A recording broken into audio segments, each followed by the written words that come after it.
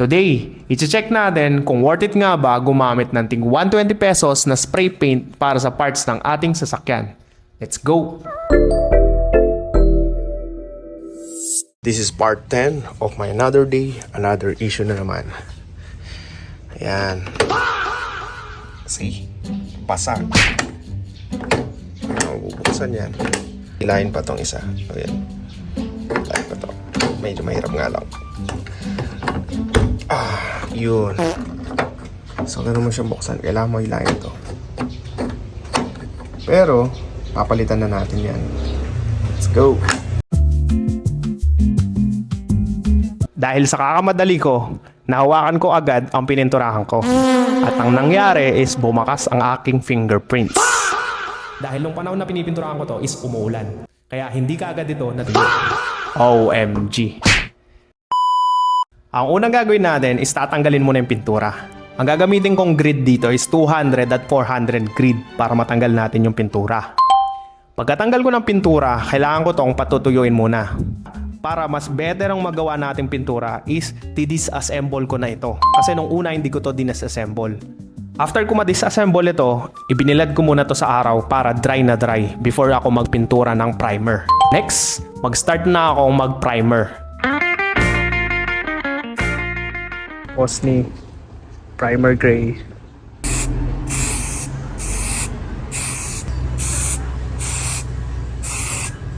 Then afterwards, kailangan ko munang liyahin ulit to. Medyo may mga rough pa. Habulin muna natin siya ng 400 grid.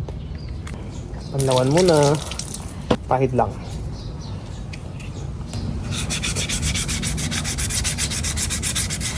I-hang na natin sila.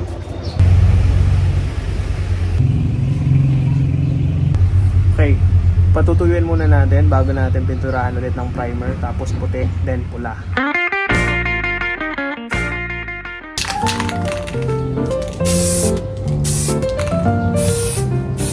Next, pipinturahan ko na to ng puti. Bosni white number 40. Para lumabas ang pagkapula ng aking sasakyan, kailangan pondohan ko ng puti. After ko magpintura ng puti, pula naman. Next, red Nico 888. Ang kagandahan ng kulay ng aking sasakyan is straight color lang siya. Kaya mas madali siyang hanapan ng pintura kahit hindi ako magpatimpla. Pulang-pula.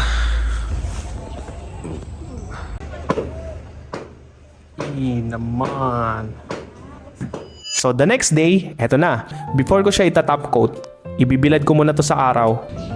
Okay, try natin hawakan. Okay, dry. Alright.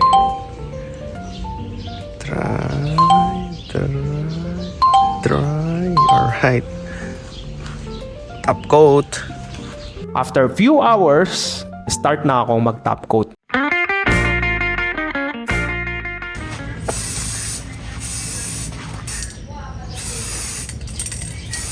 Oh yeah. Ganda ng araw. See? Ganda.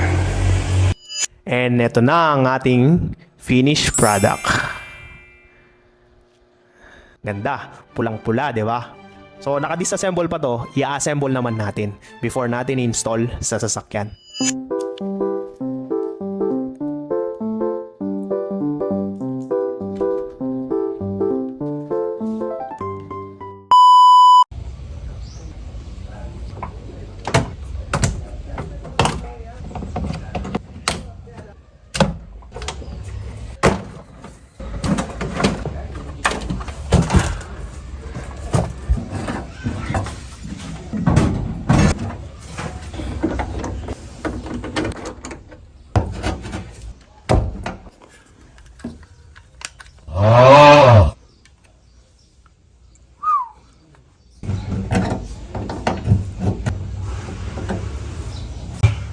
Spot the difference.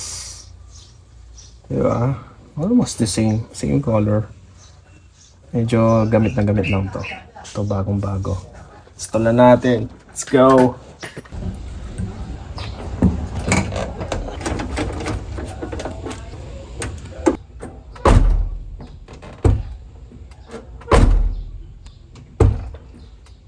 All goods. Lalak na natin. Let's go. Ngayon ko na lang napansin. Di ko pala kinuha to. Ay. Okay. Kuhanin natin to, tapos pagpalitin natin para umanda rin susi. Di ko naman ginagamit yung susi, pero for emergency purpose lang din to. Let's go.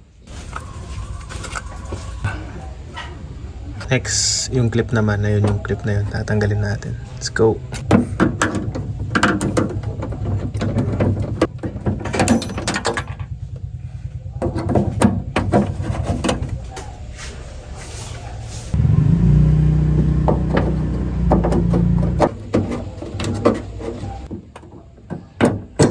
Yun. Gotcha. So, ilalak na natin itong dalawang bolt. Then, sasara na ulit natin. Let's go!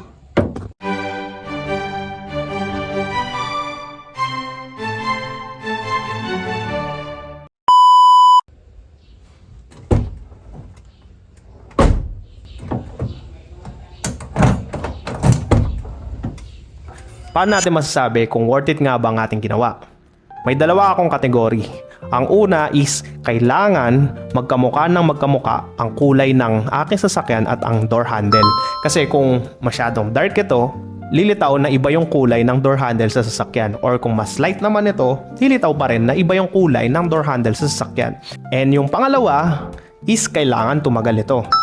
Hindi natin ito mabe-verify hanggat hindi ito tumagal ng ilang years. After few years pa. Pero kung makuha natin yung una, at least masasabi na din natin na worth it ito. At shoutout pala kay Edu Zaid ng Ilocos Norte at Jack ng Isabela. And if you like this video, follow for more.